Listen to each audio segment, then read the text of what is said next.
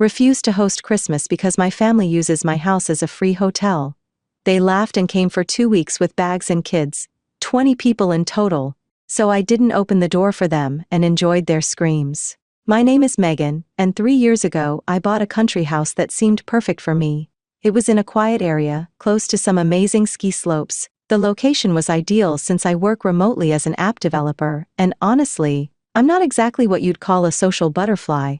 Growing up, I was always the quiet one in my family. My older brother Dave was the athletic star who married his high school sweetheart, Lisa.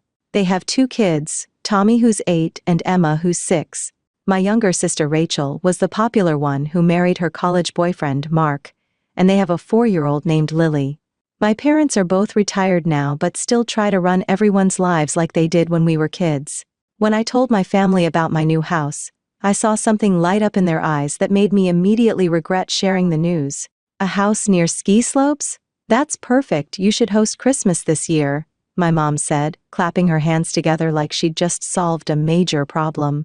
I don't know, I replied, fidgeting with my coffee mug. It's not that big, and I'm not really set up for entertaining. Nonsense, Dad chimed in. It'll be good for you to have some company. You spend too much time alone with your computer. Dave nodded. The kids would love to go skiing. Come on, Meg. It'll be fun. After thinking about it for a few weeks, I reluctantly agreed. I figured it would be just that one time. Maybe hosting one Christmas wouldn't be so bad. It might even be nice to have the house filled with people for once. As Christmas approached, I worked extra hours to get ahead on my projects.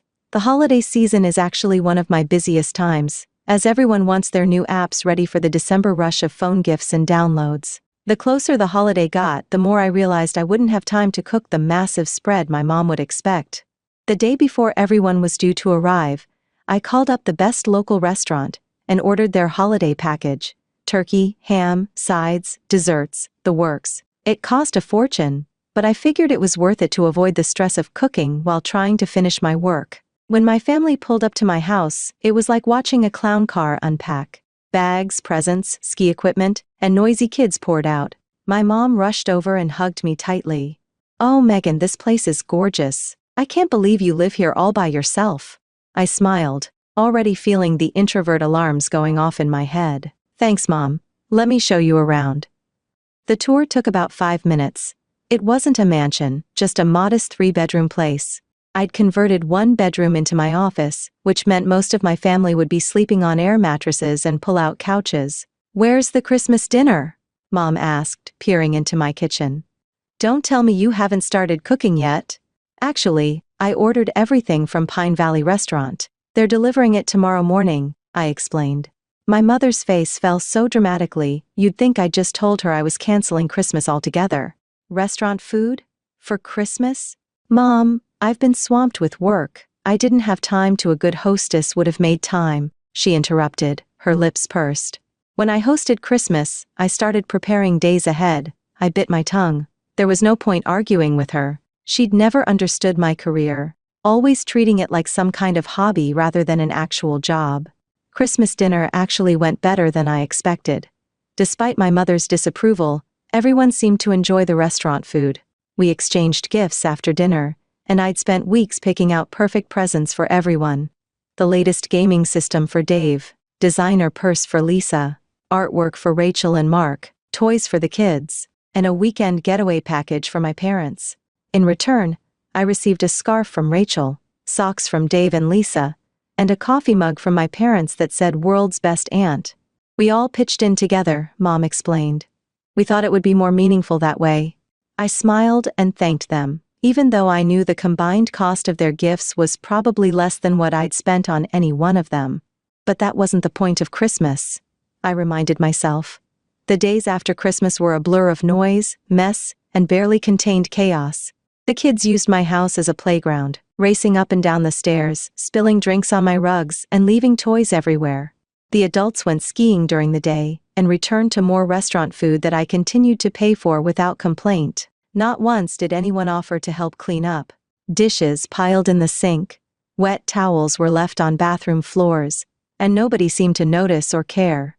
Each night, I'd wait until everyone was asleep, then quietly clean up enough to keep my sanity. "Megan, we're out of coffee," my dad announced one morning as I was trying to squeeze in an hour of work. "There's a grocery store 10 minutes away," I replied, not looking up from my computer. "Well, we don't know the area," he complained. "And we're all getting ready to go skiing." I looked up at him standing there in his new ski pants that I'd bought him for Christmas. "I'll go get some after I finish this section." "We wanted to have coffee before we head out," he pressed. So I closed my laptop, got dressed, and drove to the store, while everyone else continued getting ready for their day of fun. By New Year's Eve, I was exhausted and behind on my work. I hadn't had a moment to myself in a week, and my bank account was feeling the strain of feeding 9 people restaurant meals every day. "This has been so wonderful," Mom said as we clinked glasses at midnight. "We should do this every year." I nearly choked on my champagne. The next morning they all packed up to leave. Not one of them stripped a bed or washed a dish. They hugged me goodbye, thanked me for everything, and drove away, leaving me with a house that looked like it had been hit by a tornado. A year passed quickly. My work kept me busy, and I was grateful for the peace and quiet of my house. Mom and Dad would call occasionally, usually on holidays or my birthday, but they never mentioned Christmas again, which gave me hope that maybe they'd forgotten about making it a tradition. That hope was shattered exactly 2 weeks before Christmas when my phone rang. Mom called with her extra cheerful voice to announce they were all coming back to my place for Christmas this year. My stomach dropped immediately. Before I could protest further, she hung up. I spent the next few days weighing my options, but ultimately did what I always did. I started preparing for their arrival. I cleared my schedule as much as possible, stocked the refrigerator, and mentally prepared myself for another week of chaos. What I wasn't prepared for was the text I received a full week before I was expecting them, saying they had just left and would be at my place by dinner. I nearly dropped my coffee mug. I called my mother immediately to confirm what I was reading. She explained that the kids got out of school earlier than expected, and they all managed to get more time off work. When I explained that I had thought they were coming on the 23rd, she acted like the change of plans was a wonderful, complete disruption to my work schedule. 7 hours later, my driveway was once again filled with cars, and my house was filled with noise. Mom burst through the door first, giving me a quick hug before immediately commenting that I hadn't decorated yet. When I explained I was planning to do it that weekend since I wasn't expecting them until the following week, she simply waved dismissively and said it was good they were there early to help. The help turned out to be Mom directing me where to put everything while she supervised from the couch. Meanwhile, the kids were already making themselves at home, pulling out toys and games and spreading them across my freshly vacuumed floor. Soon after, Mom announced there was nothing to eat in the house. I reminded her I wasn't expecting them until the following week and offered to cook something in an hour. But she insisted on ordering from the expensive restaurant we had used last year. I handed over my credit card, knowing I'd probably regret it. "Just the essentials, Mom. I've already spent a lot this week." She patted my cheek like I was still 12 years old. "Don't worry about money during the holidays, dear. Family is what matters." 2 hours later, she returned with bags of prepared meals from the gourmet section of the grocery store, 3 expensive bottles of wine, and a receipt that made me wince. "Mom, this is way more than we need. When I'm on vacation, I like to enjoy myself," she replied, unpacking the bags. "Besides, I never get to relax at home. There's always so much cooking and cleaning to do." Christmas morning arrived, and once again, I had ordered a full holiday meal from Pine Valley Restaurant. It cost even more this year, but watching my family's faces light up as they dug into the food almost made it worth it. After dinner came the gift exchange. I had once again spent weeks choosing perfect gifts for everyone.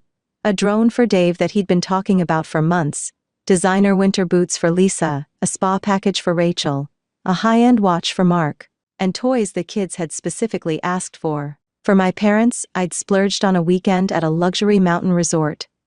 When it was my turn to open gifts, they handed me a medium-sized box from all of them. Inside was a coffee maker, not a high-end one, but the kind you'd find on sale at any department store. The price tag was still partially visible on the bottom.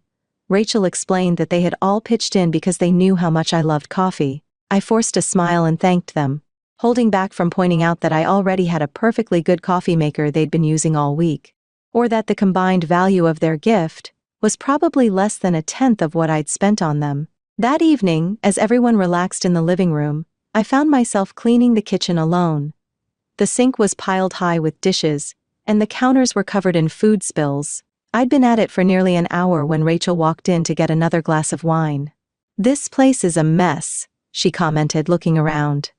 "Yeah," I agreed, hoping she'd take the hint and offer to help. Instead, she filled her glass and said, "Mom's asking if there's any of that chocolate cake left from yesterday." I dried my hands on a towel and turned to face her. "Rachel, would you mind helping me with these dishes? There's a lot, and I've been cleaning up after everyone all week." She looked genuinely surprised. "Seriously? I'm on vacation, Megan, and the kids are finally settled watching a movie." "I'm on vacation too," I pointed out. "Or at least I'm supposed to be. But I've been working and cleaning and paying for everything." She rolled her eyes. "It's your house, you can't expect guests to clean."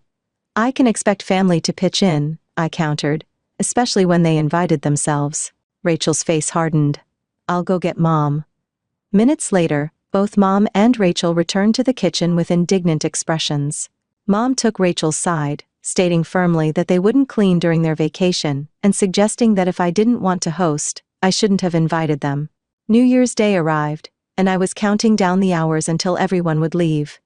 But at dinner, Dad announced that they'd all been having such a great time that they had arranged to take more time off, and would be staying for another 2 weeks. I was stunned, explaining that this wasn't what we had planned, and that I had work and deadlines to consider. Mom dismissed my concerns, suggesting I should be happy to have family around longer, and implying that my career making phone games was less important than family.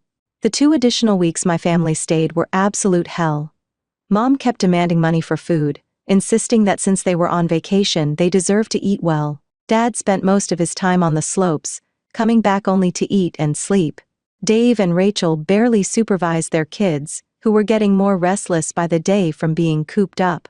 My work suffered terribly. I tried explaining to my family that I needed quiet time to code, but they treated my job like it was some kind of hobby I could set aside whenever they wanted attention. One particularly stressful day, my boss called me directly.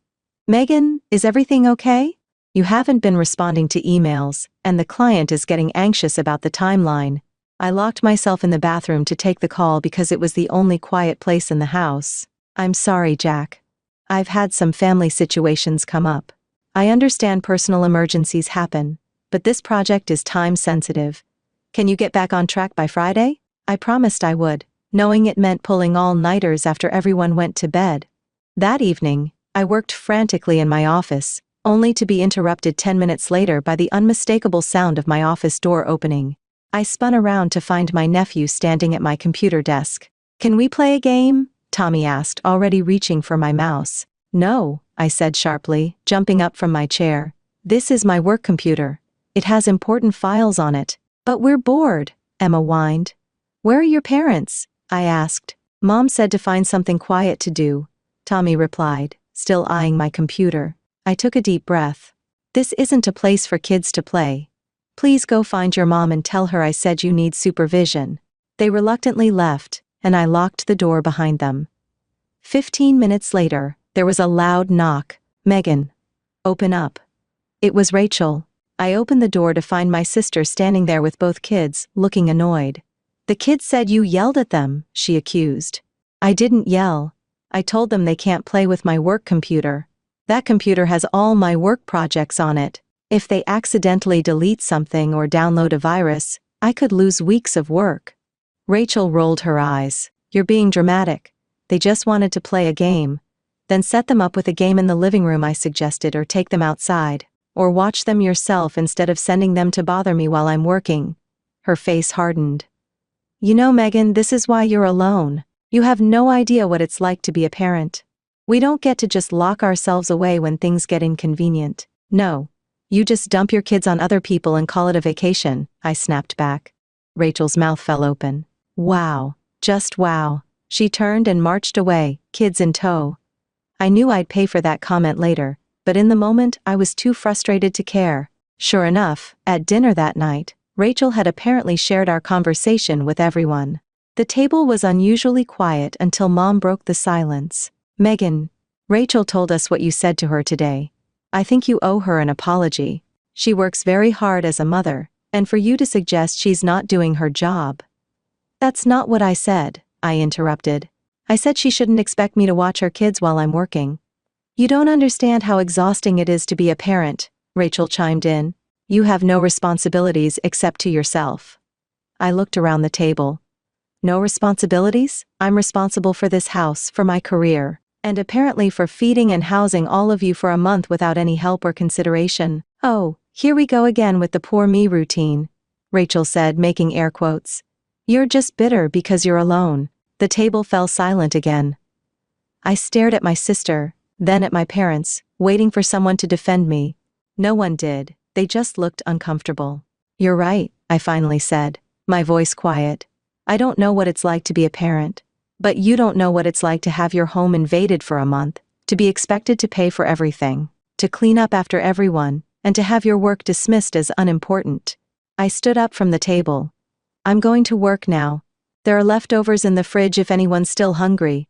I spent the rest of the evening in my office, ignoring the sounds of the TV and occasional bursts of laughter. Part of me wished I could join them, be the fun aunt and sister they wanted me to be. But another part of me was just counting down the days until I could have my peace and quiet back. Finally, their extended vacation came to an end. As they packed up their cars, I stood on the porch, a mixture of relief and sadness washing over me. Despite everything, they were still my family. Mom hugged me last. It's been wonderful, Megan. Though I have to say you could have been more hospitable. We're all a bit disappointed with how you've acted. I pulled back, stunned. Disappointed? With me? Well, yes. The attitude, the complaints about cleaning, not wanting to spend time with the kids. We're family, Megan. Family supports each other. I opened my mouth to argue, then closed it again. There was no point, they would never see my side of things. Have a safe trip home, I said instead. As they drove away, I didn't wave. I just went back inside, closed the door, and leaned against it. The house was so quiet I could hear the clock ticking in the kitchen. Life without family drama was pretty sweet. My work thrived, I got a substantial raise, and I finally had the peace and quiet I craved. But 2 months before Christmas, my social media notifications started blowing up. It was my sister Rachel posting photos of her kids on skis with the caption, "Getting ready for our annual Christmas ski trip at Aunt Megan's." My heart raced as I scrolled through the comments. Not only were my immediate family members planning their annual invasion, but other relatives were commenting too. Can't wait to join you all this year. Save room for us. Best Christmas tradition ever. With shaking hands, I called my mother. Mom, we need to talk about Christmas, I said as soon as she answered. Oh, Megan, I was just about to call you. She sounded thrilled. I have such exciting news. Everyone had such a wonderful time at your place last year that I mentioned it at your cousin Jen's wedding. Now the whole family wants to come. Not just us, but Uncle Steve and Aunt Laura, their kids, Grandma Betty, your cousins from your father's side. About 20 people in total. Isn't that wonderful? Before I could respond, she hung up. I sat there, staring at my phone, rage building inside me. Without thinking, I opened my social media account and typed, "Public service announcement. I am not hosting any family members at my house this Christmas. I repeat, no one is invited to my house for the holidays. Make other plans." I posted it, turned off my phone and went for a long hike to clear my head.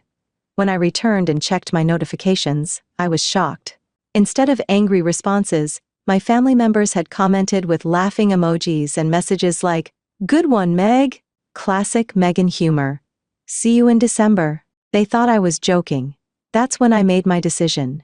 If they wouldn't listen to my words, they'd have to learn from my actions. I went to the grocery store and stocked up on enough food and wine to last me through the holidays. Then I called a security company and had cameras installed around my property.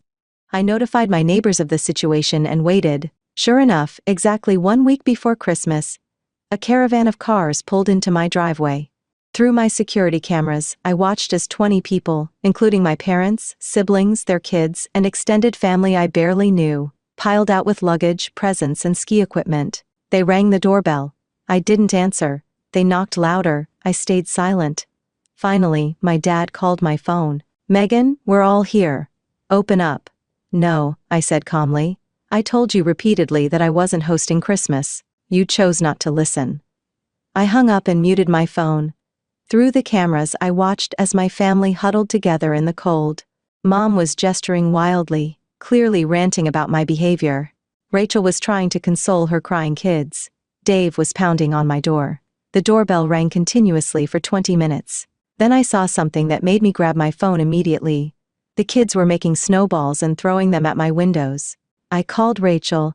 "Tell your kids to stop throwing things at my house right now." "They're just playing," she snapped. "If you'd let us in." "I have security cameras recording everything," I interrupted. "If they break a window, I'll report the damage to the police." After I hung up, the adults quickly stopped the kids from throwing more snowballs, but the shouting got louder. My neighbors noticed the commotion and came over. Through the cameras, I could see my elderly neighbor Mr. Peterson talking firmly to my family. A few minutes later, my phone rang again. It was Mr. Peterson. "Megan, your family says you've locked them out. Is everything okay?" "Yes, Mr. Peterson. I repeatedly told them not to come, but they showed up anyway. I'm not letting them in." "I see," he said slowly. "Well, they're causing quite a disturbance. If they don't quiet down or leave soon, I'm afraid I'll have to call the police." "I understand. Thank you for letting me know." When I hung up, I turned up the volume on my security system. I could hear Mr. Peterson relaying our conversation to my family. "This is private property," he was explaining. "If Megan doesn't want to let you in, that's her right. And you're disturbing the neighborhood. I suggest you all find somewhere else to go before the police get involved." The looks of disbelief on my family's faces were almost comical. They'd never imagined their plan could fail so completely. After a heated discussion among themselves, they finally started packing back into their cars. The fallout was swift and dramatic. The next day, Rachel posted a long, tearful video about how I had abandoned my family at Christmas and left children out in the cold. My social media was flooded with angry comments from relatives and even some old-school friends who'd heard the story. I didn't respond to any of it. I didn't try to defend myself or explain why I'd done what I did. They'd never bothered to listen to me before, so why would they start now? Instead, I invited a few close friends over for Christmas dinner. We cooked together, exchanged modest gifts, played board games, and didn't once mention my family drama. It was the most peaceful, enjoyable Christmas I'd had in years. In the months that followed, my phone remained silent. No calls from Mom on my birthday. No texts from my siblings about their kids' activities. No invitations to family gatherings. I was officially the black sheep, the cruel daughter who had turned her back on family tradition. And honestly, it was exactly what I wanted. Maybe someday they'd realize how they'd taken advantage of me. Maybe they'd understand that true family respects boundaries and doesn't treat one member like a free hotel service. Maybe they'd acknowledge that what they'd been doing was selfish and unfair. But even if that day never came, I was okay with it. I had finally stood up for myself, and that was worth more than any family approval. My house was mine again. My time was mine again. My life was mine again.